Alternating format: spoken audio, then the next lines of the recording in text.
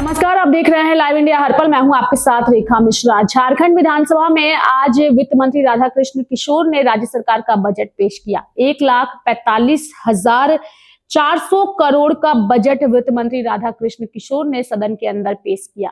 आप भी देखिए कि इस बजट को पेश करने के दौरान उन्होंने सरकार की कल्याणकारी योजनाओं का भी जिक्र किया और बजट से राज्य के लोगों को कितनी उम्मीदें थी इसका भी उन्होंने जिक्र किया। और 1,45,400 करोड़ का वित्त मंत्री राधाकृष्ण किशोर ने बजट पेश किया। वित्तीय वर्ष 2025-26 के लिए 31 मार्च 2026 को समाप्त होने वाले वर्ष में जो व्यय होने की संभावना है से संबंधित 1,45,400 करोड़ रुपए मात्र का आय व्यय सभा में उपस्थापित करता हूं।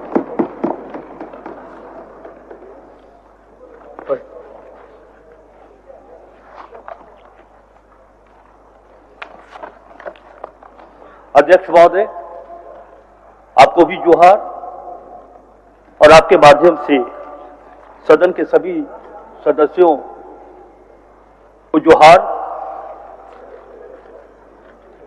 महोदय, वर्ष 2025-26 का आय व्यय सदन में प्रस्तुत करते हुए मैं स्वयं को आत्मसम्मानित महसूस कर रहा हूं।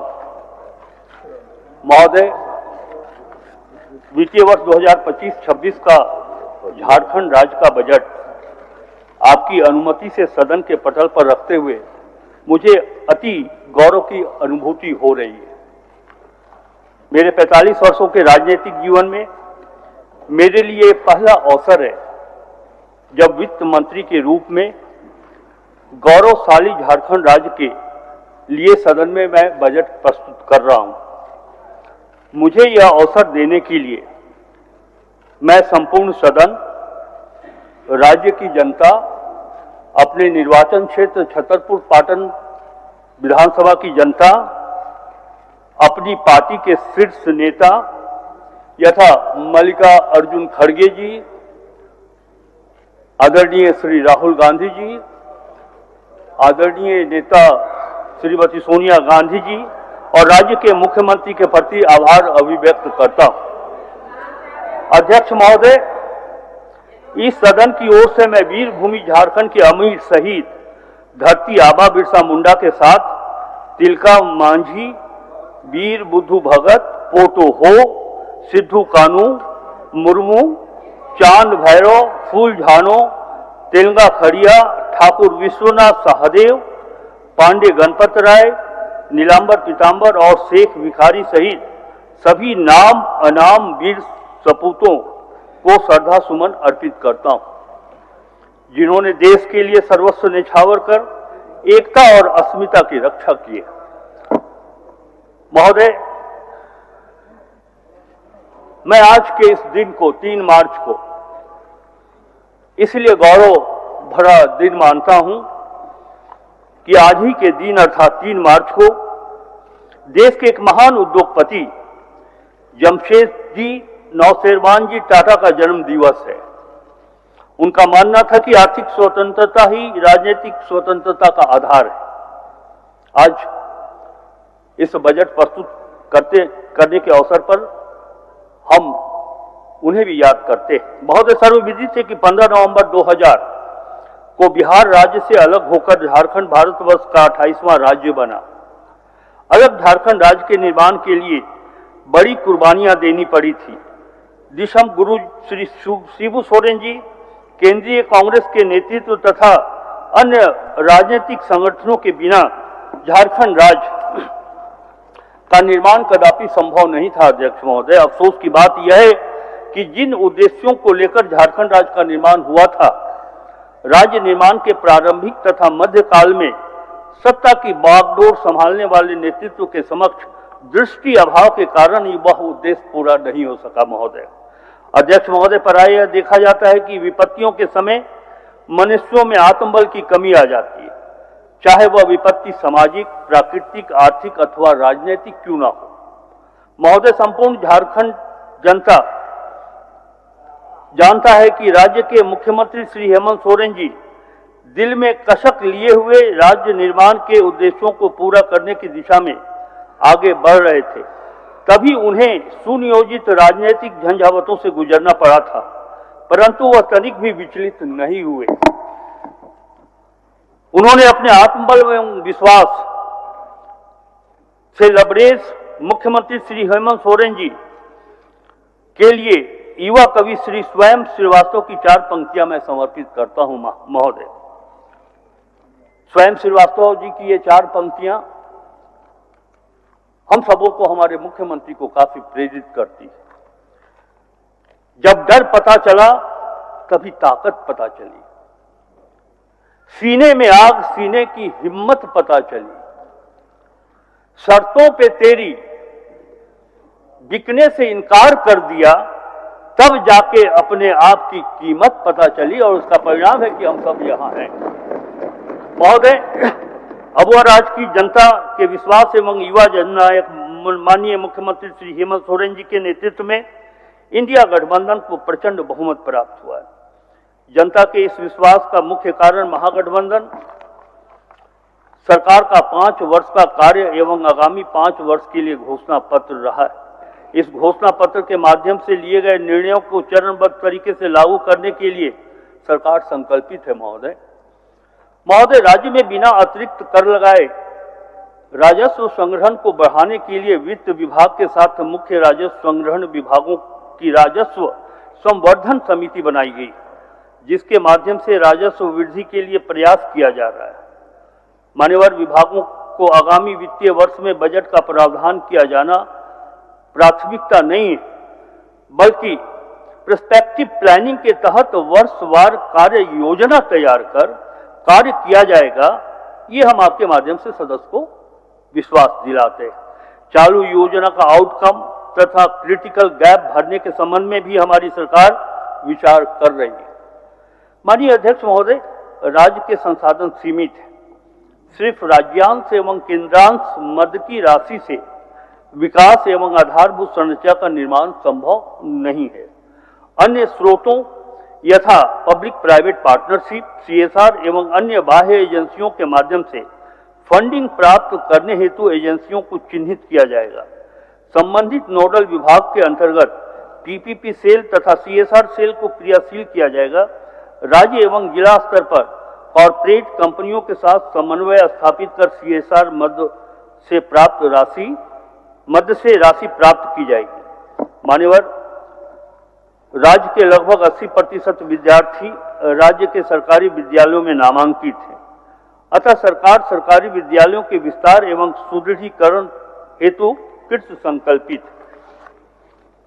महोदय, सरकार ने state technology park, state research park, J hub, J works, PFIC innovation hub की स्थापना की योजना बनाई, जो इनोवेशन का केंद्र बनेगा और शिक्षा जगत, उद्योग एवं अनुसंधान संस्थानों के बीच एक पुल का काम करेगा। महोदय, एक सेतु का काम करेगा।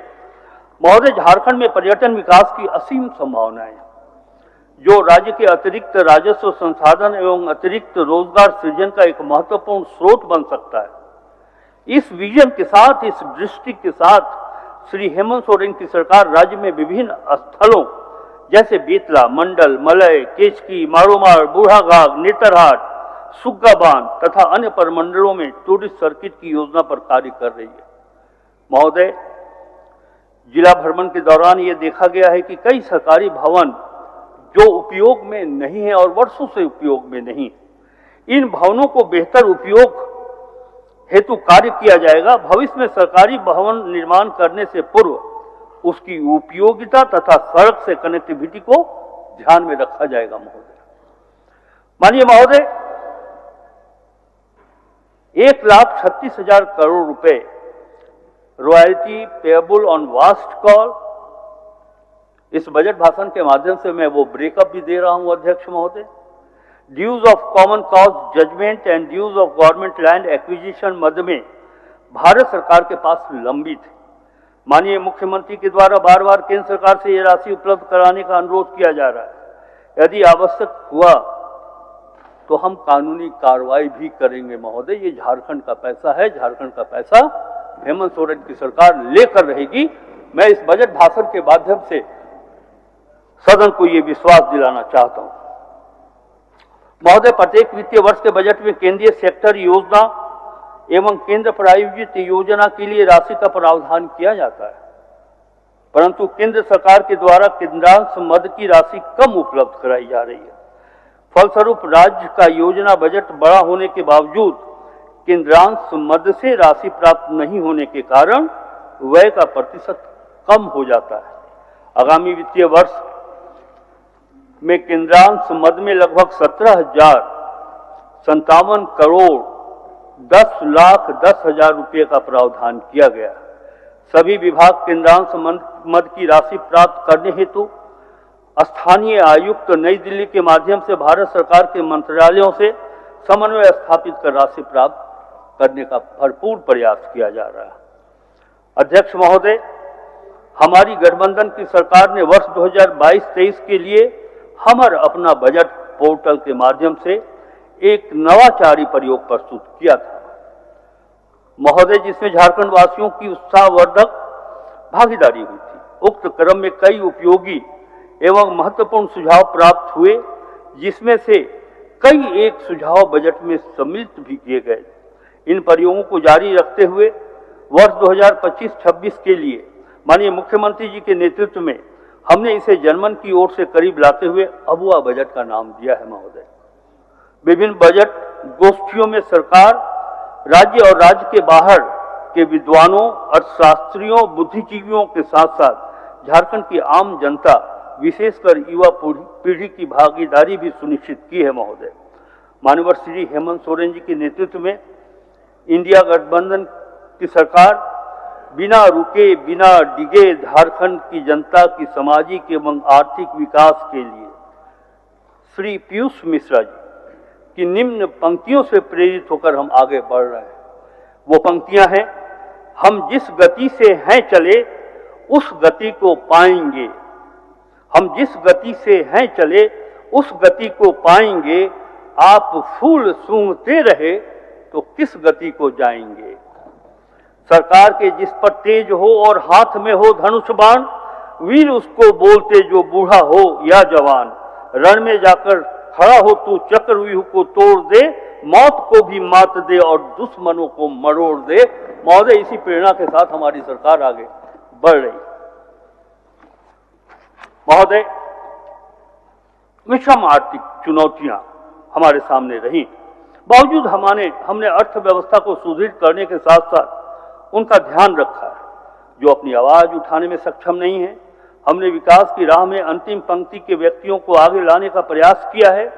झारखंड संवर्धन पेंशन योजना, मुख्यमंत्री मैया सम्मान योजना, मुख्यमंत्री रोजगार सृजन योजना, झारखंड कृषि ऋण माफी योजना, सुखाड़ राहत, मुख्यमंत्री पशुधन योजना, मरांग गोम के जयपाल सिंह मुंडा पारदेशीय छात्रवृत्ति योजना, झारखंड राज्य खाद्य सुरक्षा योजना, सावित्रीबाई फुले किशोरी समृद्धि योजना, मुख्यमंत्री मेधा छात्रवृत्ति योजना, मुख्यमंत्री शिक्षा प्रोत्साहन योजना, मुख्यमंत्री गंभीर बीमारी उपचार योजना, धोती लुंगी साड़ी योजना सहित कई योजनाएं हमारे गठबंधन की सरकार ने शुरू की। साथ ही प्री एवं पोस्ट मैट्रिक छात्रवृत्ति की राशि से लगभग 3 गुना की वृद्धि की गई। यह सब सीधे जनता की आकांक्षाओं और उम्मीदों और उनके उत्थान से जुड़ी है महोदय, मजबूत अर्थव्यवस्था के मेरे दावे की पुष्टि आंकड़ों के अवलोकन से भी होती है। राज्य की आर्थिक स्थिति से अवगत कराते हुए मैं आपके माध्यम से सदन को भी बताना चाहूंगा कि वर्ष 2019-20 में राज्य का आर्थिक विकास दर 1.1% था। कोरोना काल के विषम परिस्थितियों को अपवाद माने तो वर्ष 2022-23 में अप्रत्याशित सुधार हुआ। महोदय, अप्रत्याशित सुधार के साथ आर्थिक विकास दर 7.8% कांस्टेंट प्राइस रहा। वर्ष 2023-24 में राज्य का विकास दर 7.5% कांस्टेंट प्राइस पर रहा तथा वर्ष 2025-26 में इसका प्रतिशत 7.5 कांस्टेंट प्राइस पर रहने का अनुमान है। महोदय, मैं गर्व के साथ ये कहना चाहता हूं कि हमारी गठबंधन की सरकार ने राजकोषीय घाटा को नियंत्रित और कम से कम स्तर तक रखने का सर्वोच्च प्राथमिकता दी है। हमने बेहतर वित्तीय प्रबंधन के द्वारा वर्ष 2022-23 में राजकोषीय घाटा को 1.1% रखने की सफलता हासिल की है महोदय। इसके फलस्वरूप राज्य का डेट जीडीपी रेशियो में सुधार हुआ है तथा वित्तीय वर्ष 2021-22 में यह 30.2% था। वित्तीय वर्ष 2022-23 में तथा 23-24 में क्रमशः 28.4 तथा 27.7% रहा तथा वित्तीय वर्ष 2024-25 एवं 25-26 में क्रमशः 27.5% एवं 27.3% रहने का अनुमान है महोदय। दूसरी महत्वपूर्ण बात यह है कि राज्य ने अपने स्व राजस्व आय में उत्तरोत्तर वृद्धि हासिल की है। वर्ष 2019-20 में राज्य के स्रोत से कुल राजस्व आय 25,521 करोड़ रुपए थी, जो वित्तीय वर्ष 23-24 में 41,429.88 करोड़ रुपए हो गई तथा वित्तीय वर्ष 2025-26 में हम ये उम्मीद करते हैं कि 61,056.12 करोड़ रुपए रहने का अनुमान है। महोदय, हमारे गठबंधन की सरकार के बजट की एक और महत्वपूर्ण विशिष्टता यह है कि विगत 5 वर्षों में स्थापना व्यय की तुलना में योजना व्यय में लगातार वृद्धि हो रही है। महोदय, मैं आपके माध्यम से सदन को ये बतलाना चाहूँगा कि मैंने पूर्व के अनुभव को देखा है, चाहे वो बिहार हो या दूसरे राज्यों की भी समीक्षा हमने की है, तो मैंने वहाँ देखा है कि स्थापना और योजना मद लगभग समतुल्य हुआ करते थे। महोदय, झारखंड बना इस उद्देश्य से है कि हमारे राज्य में रहने वाले वो गरीब जिनके आंखों का आंसू पोंछना हमारा कर्तव्य है, हम लोगों ने, हमारी सरकार ने ये कोशिश की है कि हम स्कीम हेड में अधिक से अधिक पैसा खर्च करें तथा स्थापना मद में हम कम से कम राशि या जो आवश्यकता है उससे अधिक नहीं बढ़े। तभी मैं ये कहना चाहता हूँ कि स्थापना व्यय की तुलना में योजना व्यय में लगातार वृद्धि हो रही है। कुल व्यय में स्थापना एवं योजना व्यय का अनुपात देखा जाए तो वित्तीय वर्ष 2019-20 में 47.53 था, क्रमशः 33,145 करोड़ 37 लाख एवं 52,283 करोड़ 63 लाख, जो वित्तीय वर्ष 2025-26 में 37.63 क्रमशः 53,658 करोड़ 47 लाख एवं 91,741 करोड़ 53 लाख प्रस्तावित है। यह इस बात को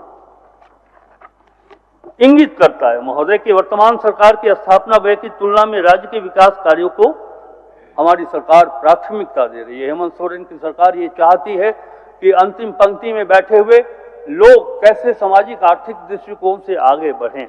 महोदय, राज्य में आधारभूत संरचनाओं का विकास तेजी से करना हमारी सरकार की प्राथमिकता रही है। ऐसे में पूंजीगत परिव्यय में उत्तरोत्तर वृद्धि करने पर हमने बल दिया है।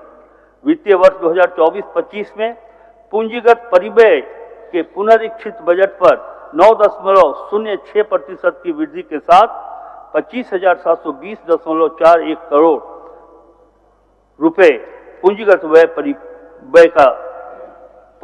परिव्यय का आकलन किया गया है। महोदय, हमारी सरकार द्वारा राज्य के आर्थिक स्वास्थ्य को बेहतर करने और भविष्य की पीढ़ी को आर्थिक बोझ की विरासत से बचाने के लिए बेहतर ऋण प्रबंधन किया गया है। अध्यक्ष महोदय, राज्य की आधारभूत संरचना के विकास के लिए ऋण लेना राज्य सरकार की बाध्यता है और सरकारें ऋण लेती भी हैं। पूर्व में लिए गए ऋणों के भुगतान में भविष्य में संभावित किसी विपरीत आर्थिक स्थिति का सामना करने के लिए वित्तीय वर्ष 2020-21 में वर्तमान राज्य सरकार द्वारा सिंकिंग फंड में लगातार निवेश किया जा रहा है। इस उद्देश्य से अब तक लगभग 2,282 करोड़ रुपए का निवेश किया गया है, जिसका उपयोग केवल ऋण भुगतान के लिए ही किया जाएगा। इससे स्वस्थ आर्थिक हित के साथ साथ राज्य की साख भी बढ़ी है। महोदय, इस वर्ष इसमें 638 करोड़ 13 लाख रुपए का पुनः निवेश करने का प्रस्ताव। अध्यक्ष महोदय, राज्य की कर्मियों के सेवानिवृत्ति होने पर आर्थिक जोखिमों से दूर कर उन्हें एक सुरक्षित आर्थिक स्रोत सुनिश्चित कराने हेतु पुनः लागू पुरानी पेंशन योजना का वित्तीय भार कम करने के दृष्टिकोण से पेंशन कोष का गठन किया गया है। इसके लिए वर्ष 2023-24 में 700 करोड़ रुपए एवं 24-25 में 780 करोड़ रुपए निवेश किया गया तथा वित्तीय वर्ष 2025-26 में 832 करोड़ रुपए का निवेश हेतु बजट प्रस्तावित है। महोदय, मैं आपके माध्यम से सदन को यह बताना चाहूंगा कि हमारे पांव जमीन पर मजबूती से टिके और विकास के आसमान को छूने का हौसला भी हम रखते हैं। इसी विश्वास के साथ मैं सदन के समक्ष वित्तीय वर्ष 2025-26 के लिए 1,45,400 करोड़ रुपए का सकल बजट अनुमान प्रस्तुत कर रहा हूं, जो गत वर्ष से लगभग 13% अधिक है। मान्यवर, वित्तीय वर्ष 2025-26 में राजस्व व्यय के लिए 1,10,636 करोड़ 70 लाख रुपए प्रस्तावित है, जो गत वर्ष से 20.48% अधिक है। पूंजीगत व्यय अंतर्गत गत वर्ष के पुनरीक्षित बजट पर 7.81% वृद्धि के साथ 34,763 करोड़ 30 लाख रुपए का प्रस्ताव। बजट में प्रावधानित सकल राशि को यदि प्रक्षेत्र के दृष्टिकोण से देखा जाए तो सामान्य प्रक्षेत्र के लिए, कॉमन सेक्टर के लिए 37,884 करोड़ रुपए 36 लाख रुपए, सामाजिक प्रक्षेत्र के लिए, सोशल सेक्टर के लिए महोदय 62,840 करोड़ 45 लाख रुपए तथा इकोनॉमिकल सेक्टर के लिए महोदय 44,675 करोड़ 19 लाख रुपए का उपबंध किया गया है। महोदय अध्यक्ष महोदय, बजट में प्रावधानित राशि के लिए निधि की व्यवस्था पर मैं सदन का ध्यान आकृष्ट कराना चाहूंगा।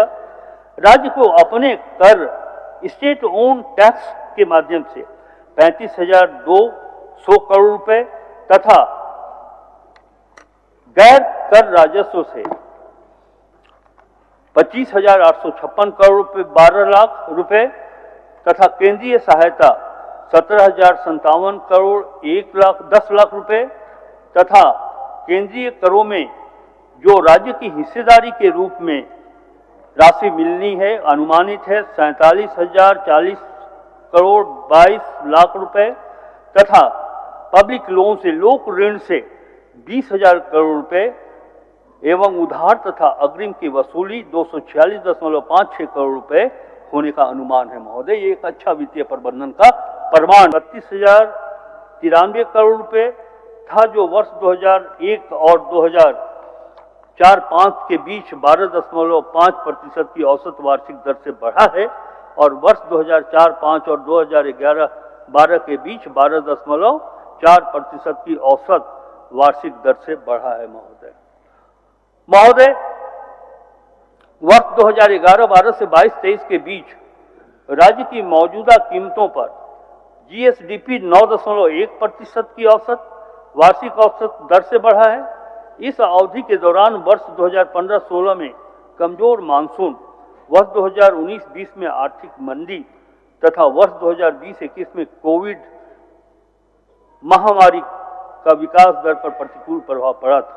इन 11 वर्षों में से 5 वर्षों में आर्थिक विकास दर 14.2% से अधिक की दर से बढ़ा है। महोदय, सभी प्रमुख कारक जो एक बड़ी जीएसडीपी सुनिश्चित करते हैं और उच्च विकास दर निर्धारित करते हैं, झारखंड में भी मौजूद हैं। झारखंड एक संसाधन संपन्न राज्य है। महोदय, देश का 40% खनिज भंडार इसी राज्य में ही स्थित है। इसके भौगोलिक क्षेत्र का लगभग 33% भाग वनों से आच्छादित है। महोदय, जो कई मूल्यवान लघु वन उत्पादों का स्रोत है। राज्य में पर्यटकों की रुचि के लिए कई स्थान स्थित हैं। इस राज्य में प्राकृतिक, सांस्कृतिक, ऐतिहासिक और धार्मिक पर्यटन का केंद्र बनने की क्षमता को और विकसित कर अधिक से अधिक पर्यटकों को आकर्षित किया जाए, ये हमारी सोच है, ये हमारी दृष्टि, हमारा लक्ष्य है। महोदय, राज्य के श्रमिक वर्ग काफी मेहनती होते हैं, जिन्हें देश भर में कई परियोजनाओं और संस्थानों के विकास में अपना योगदान दिया है। हमारी प्राथमिकता होगी झारखंड में इन्हें अधिक से अधिक रोजगार का साधन उपलब्ध कराया जाए तथा पलायन से रोका जाए। महोदय, 14.2% की लक्षित विकास दर राज्य के मौजूदा संसाधनों का उपयोग करके बाहरी कारकों, विशेष रूप से सूखे के प्रभाव से निष्प्रभावी करके और विकास को बढ़ावा देने वाले उपायों को लागू करके हासिल की जाएगी। इस क्रम में ग्रोथ इंजन कृषि, उद्योग, भौतिक संरचनाओं का विकास, वित्तीय सेक्टर, बैंकिंग एवं अन्य वित्तीय संस्थानों आदि का विकास, स्वास्थ्य, शिक्षा, कौशल विकास तथा सामाजिक सुरक्षा पर विशेष बल दिया जाएगा। महोदय, सदन के विपक्ष के माननीय सदस्यों के द्वारा श्री हेमंत सोरेन जी की सरकार की इन उपलब्धियों की प्रशंसा की जानी चाहिए। संभवतः वह ऐसा करेंगे नहीं महोदय। ऐसे में मुझे दुष्यंत कुमार जी की दो पंक्तियां याद आती हैं। वे मुतमईन हैं कि पत्थर पिघल नहीं सकता, हम बेकरार हैं आपकी आवाज में असर के लिए। अध्यक्ष महोदय, राज्य की आर्थिक संस्कृति आज भी मुख्यतः खेती किसानी पर ही आधारित है। हमारी सरकार की मुख्य प्राथमिकता किसानों को ऋण से मुक्त करना, सूखा से राहत दिलाना और सबसे महत्वपूर्ण उनकी आय में वृद्धि करना। अध्यक्ष महोदय, हमारी सरकार ने झारखंड कृषि ऋण माफी योजना के माध्यम से अब तक 4 लाख किसानों को 2 लाख रुपए तक का ऋण माफ किया है महोदय। इस मद में कुल 769 करोड़ रुपए से अधिक का व्यय किया जा चुका है।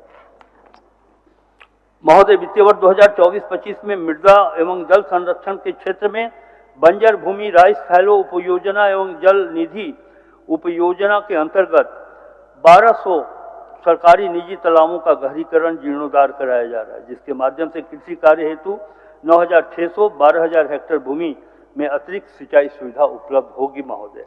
इसे जारी रखते हुए वित्तीय वर्ष 2025-26 में जल निधि उपयोजना अंतर्गत तालाबों का गहरीकरण, जीर्णोद्धार, डीप बोरिंग आदि कार्य कराने से 203 करोड़ 40 लाख रुपए का बजट प्रस्ताव किया गया है। आदरणीय महोदय, खेती में कृषि यंत्रों के प्रयोग को बढ़ावा देने के उद्देश्य से कृषि यंत्र वितरण योजना अंतर्गत mini tractor, power tiller, pump set, reaper, transplanter आदि का वितरण किया जा रहा है, जिसके लिए वित्तीय वर्ष 2025-26 में 8,400 लाभुकों के लिए 140 करोड़ रुपए का बजटीय प्रावधान किया जा रहा है महोदय, किया गया है। आदरणीय महोदय, पशुपालन एवं गव्य विकास के क्षेत्र में मुख्यमंत्री पशुधन विकास योजना अंतर्गत वित्तीय वर्ष 2025-26 में कुल 79,000 लाभुकों को आच्छादित करने के लक्ष्य पर 255 करोड़ रुपए का बजट प्रस्तावित है। वित्तीय वर्ष 2025-26 में मिल्क प्रोडक्शन को बढ़ाने के लिए 38,01,000 मैट्रिक टन प्रस्तावित है। झारखंड मिल्क फेडरेशन के माध्यम से राज्य में दूध संग्रहण, विधायन एवं विपणन व्यवस्था के विस्तारीकरण, सुदृढ़ीकरण हेतु Jharkhand state dairy development plan के क्रियान्वयन का प्रस्ताव है। महोदय, मैं आपके माध्यम से सदन को ये बताना चाहूँगा कि हमारे यहाँ प्रति व्यक्ति प्रतिदिन जो दूध की उपलब्धता है वो राष्ट्रीय औसत से बहुत ही कम है, और उसका परिणाम ये है कि लोग खून की कमी, कुपोषण के शिकार होते हैं। तो वित्त मंत्री राधाकृष्ण किशोर ने जो है वो राज्य सरकार का बजट पेश किया और इस बजट को लेकर के उन्होंने अपनी बातों को रखा और साथ ही उन्होंने बजट के दौरान ये भी कहा कि जो केंद्र पर राज्य सरकार का बकाया पैसा है, उस बकाया पैसे को भी राज्य सरकार केंद्र से लेकर ही रहेगी। तो मेरे साथ फिलहाल अभी के लिए इस खबर में इतना ही। आप देखते रहिए लाइव इंडिया हर पल। नमस्कार।